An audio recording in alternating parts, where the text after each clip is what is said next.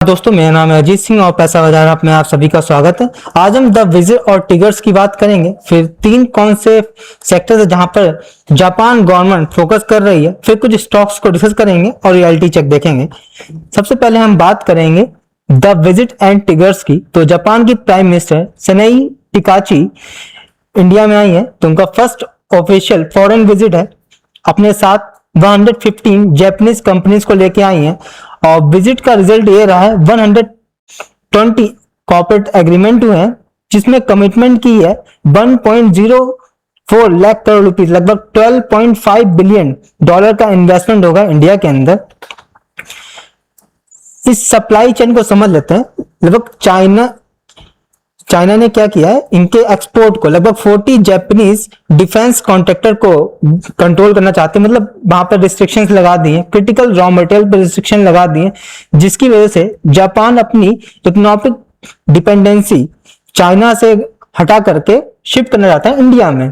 तो ये कह सकते हैं आप कि एक आपदा में अवसर है इंडिया के लिए। चाइना ने इंपोज किया export control 40 Japanese defence contractor पे। जापान ने डिरिस्क किया है, सप्लाई चेन डिपेंडेंसी घटाई है चाइना से।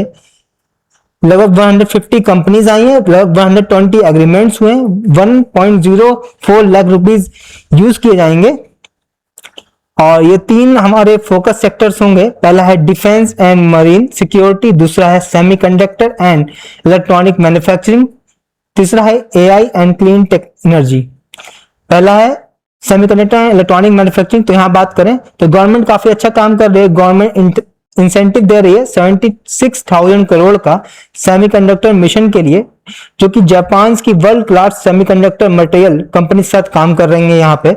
और एआई क्लीन एनर्जी में बात करें तो मेजर जापानीज प्लेयर जैसे सॉफ्टवेयर हो गई, हिटाची, पैनासोनिक, ये सभी लोग टारगेट कर रहे हैं इंडिया को, क्योंकि India fastest growing data centre और क्लीन एनर्जी में एक्सपेंशन कर रहा है।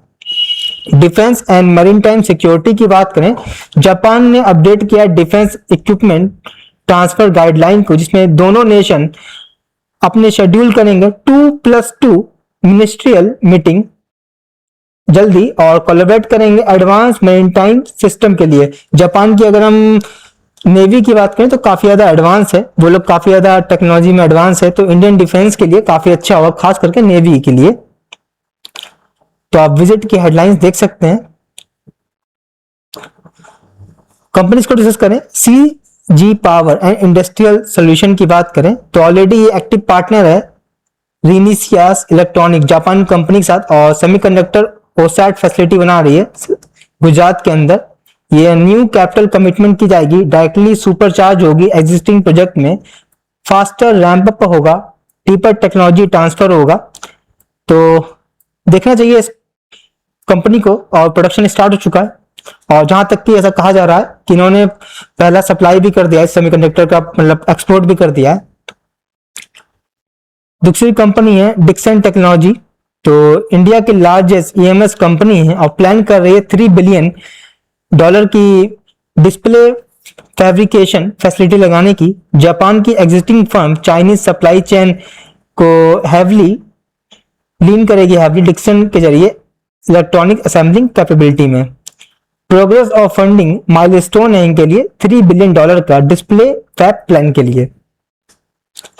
अगली कंपनी हमारी है केन्स टेक्नोलॉजी, तो सेटअप कर रहे हैं semiconductor OSAT and compound semiconductor facility, और इनका स्टीप टारगेट है 4,000 करोड़ का रेवेन्यू करने का गुजरात से यूनिट से 2030 तक की। जापानीज टेक्निकल पार्टनरशिप कर रहे हैं इसमें, ताकि क्रेडिबिलिटी बनी रहे।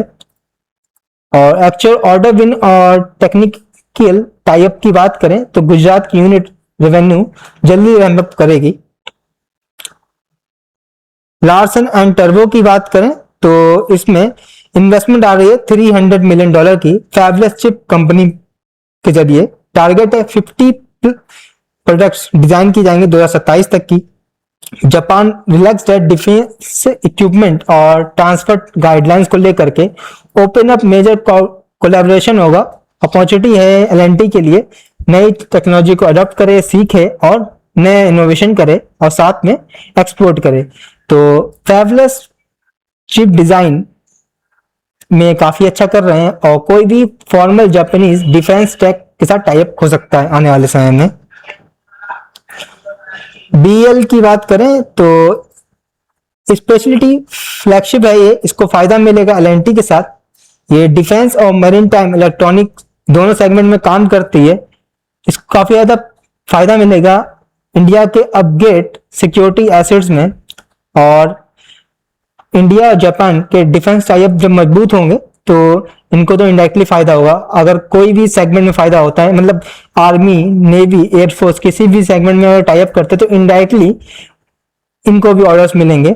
तो आउटकम शेड्यूल होगा 2+2 मिनिस्ट्रियल मीटिंग के बाद जल्दी।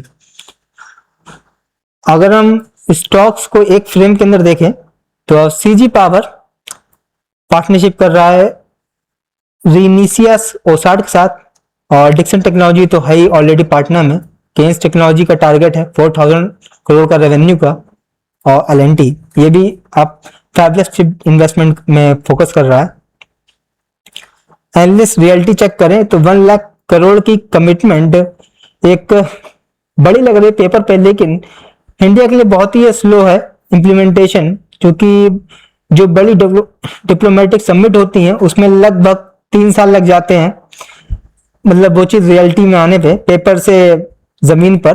तो सीजी पावर को फायदा मिलेगा जब प्रोडक्शन स्टार्ट होगा। एमओयू एक्चुअली ट्रांसलेट किया जाएगा राउंड लेवल पर फैक्ट्रीज के अंदर, सिर्फ पेपर एग्रीमेंट से कुछ नहीं होगा। जब ये कंपनियां खुद चलकर चीजों को ऑन ग्राउंड लेके आएंगी तो इन ज्यादा कंपनीज को ज्यादा फायदा होगा। अगर रेटिंग्स और फाइनल व्यू की बात करें, सीजी पावर 4 स्टार रेटिंग देंगे, डिक्सन टेक्नोलॉजी इसे 5 स्टार रेटिंग देंगे, केन्स टेक्नोलॉजी इसे 3 star, LNT 4 star, Bharat electronics limited को 3 स्टार। फाइनल ओवरव्यू की बात करें, जापान की 1.4 लाख के कमिटमेंट है जो स्ट्रक्चरल और जियोपॉलिटिकल ड्राइवन फैक्टर्स की वजह से के लिए है। इंडिया के सेमीकंडक्टर, क्लीन एनर्जी और डिफेंस मैन्युफैक्चरिंग इकोसिस्टम में होगा। ये कुछ कंपनीज हैं, CG power, Dixon technology, Kaynes technology, LNT और बीएल। इन सभी कंपनी को थोड़ा ज्यादा फायदा हो सकता है क्योंकि डिफरेंट स्टेज है एक्सिक्यूशन की। ऑन ग्राउंड इंप्लीमेंटेशन का वेट करना चाहिए और एमओयू और इंडिया का ट्रैक रिकॉर्ड देखना चाहिए, कैसे क्या चीजें होती हैं, तभी डिसीजन लेना चाहिए कोई। तो ये वीडियो हमारी सिर्फ और सिर्फ एजुकेशनल पर्पस पे थी, कोई भी बाय सेल की रिकमेंडेशन नहीं है। कोई भी निवेश करने से पहले अपने वित्त सलाहकार से बात करें। अगर आपको ये वीडियो पसंद आया तो लाइक करें, शेयर करें, सब्सक्राइब करें। धन्यवाद।